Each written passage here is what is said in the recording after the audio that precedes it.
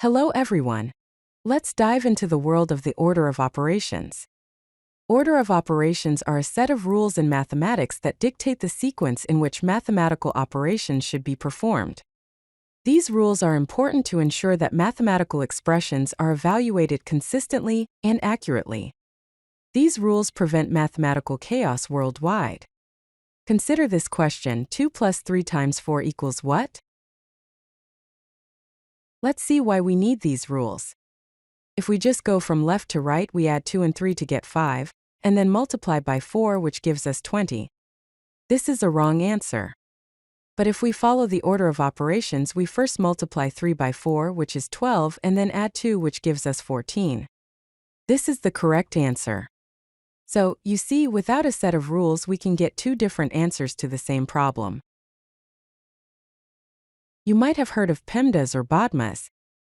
They are both acronyms that help you remember the order of operations. PEMDAS is commonly used in the United States of America and Canada, while BODMAS is used in the United Kingdom and the Commonwealth countries.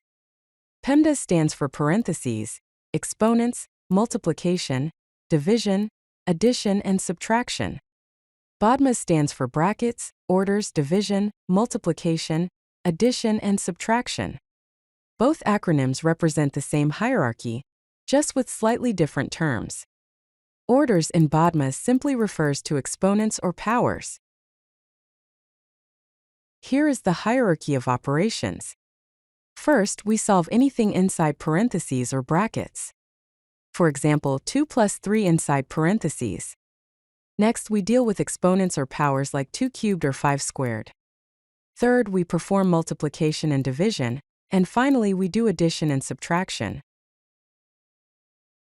Let's solve the original problem step by step using the order of operations. The original expression is 2 plus 3 times 4. According to the order of operations, we multiply first. 3 times 4 equals 12. Then we add 2 plus 12, which equals 14. So the final answer is 14. Let's try a couple more examples for practice. First, we have a complex expression, 8 plus 2 times the quantity of 6 minus 4. If you solve this according to the order of operations, you will get 12. Next, we have the expression, 15 minus 3 squared plus 4. Remembering to calculate the exponent first, the answer is 10. Here are a couple of common mistakes to watch out for. First, working strictly from left to right without following the order of operations.